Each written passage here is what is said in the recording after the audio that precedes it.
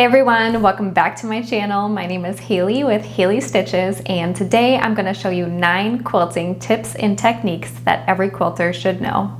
Let's get started. The first tip I have for you is about fabric storage. So I love storing fabric yardage on these comic book boards. I buy a pack of 100 on Amazon for a really affordable price. Then I store them into these buckets I got from the Container Store.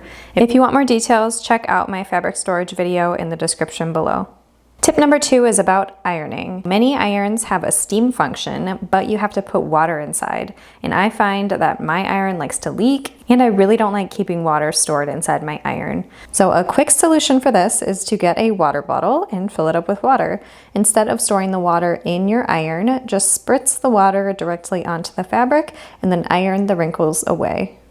This steams your fabric without you having to worry about refilling, cleaning, and storing your iron.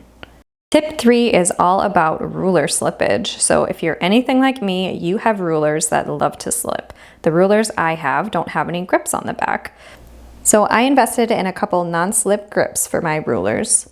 I'll link these two in the description below. All you need to do is peel and stick the grip on the back of your ruler. Place the grips every few inches along the back side of your ruler. If you want more ideas to stop your ruler from slipping, check out my blog post, 5 ways to stop your ruler from slipping. I'll have it linked in the description below. Tip 4 is a really fun tip that it took me way too long to learn. So all you'll need is a spool of Aurifil thread. So if you've ever had trouble finding the end of your thread, this is a super cool feature that Aurifil has. You can actually pull the bottom of the spool completely off, and then the end of the thread is right there. With this tip, you can easily find the end of your thread and you never have to go through the frustration of trying to find it again. Tip 5 is chain piecing. If you haven't heard of chain piecing before, it's a piecing technique that will speed up your piecing and help you make a quilt top so much faster. Here I am piecing some half square triangles. So I drew a line down the diagonal of my square, and I'm going to stitch 1/4 inch on either side of that line. The first step is to piece your quilt pieces together like this. And once you get to the end, don't cut the thread. Instead, just feed the next pieces through. So what this will do will essentially give you one long chain of a bunch of pieces for your quilt. This is a great technique if you're making a bunch of the same thing over and over. For example, half square triangles. After you go down and piece together one side, you can keep all the pieces chained together and just flip it around and then start piecing on the other side of that diagonal line. If you're going to use this technique, it's important to stay organized. So I recommend doing this for one step of your pattern at a time so you can keep everything in order and you can avoid using your seam ripper. Tip 6 is all about cutting half square triangles. So if you are piecing together half square triangles 2 at a time, you have to cut them in half in order to get your completed half square triangles.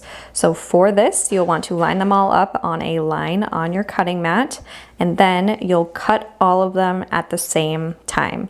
This really speeds up the process of cutting your triangles, especially if you have dozens to go through. As long as you have the lines on your squares lined up with the line on your mat, you should have a perfect cut every time. And you can see with just one cut, I now have 8 half square triangles cut and ready to trim. Tip number 7 is how to create your own bloc-loc ruler to help you trim your half square triangles. All you'll need for this is a square ruler and some masking tape. Trimming half square triangles can be super time consuming, and getting a bloc-loc ruler in every size that you need really can add up. So I like to use this method to make my own. What I do is line up my masking tape on the diagonal line of my ruler, and I like to stack 2 or 3 strips of masking tape to help get a nice ledge that will fit into my half square triangle perfectly. Now all you need to do is trim the excess masking tape off. So trim off that excess tape, and you can see it fits into your half square triangle perfectly. So now you can trim off your edges as usual and get a perfectly square half square triangle. Tip number 8 is nesting seams.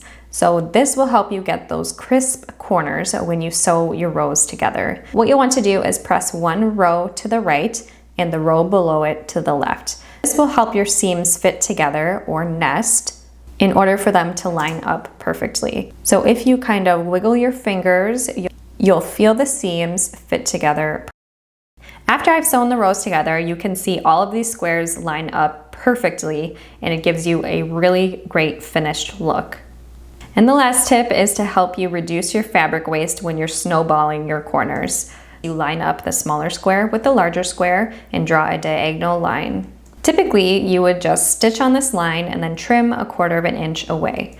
But to reduce fabric waste, we're actually going to create a secondary half square triangle with the waist. What we want to do is line up our ruler with the first line we drew and then draw another line 1/2 inch away. Stitch on both of these lines. Now you can see the stitch marks on these lines, and what we want to do is trim 1/4 inch from either line. After we trim that line, you'll be able to see your snowballed piece, which is what your pattern calls for.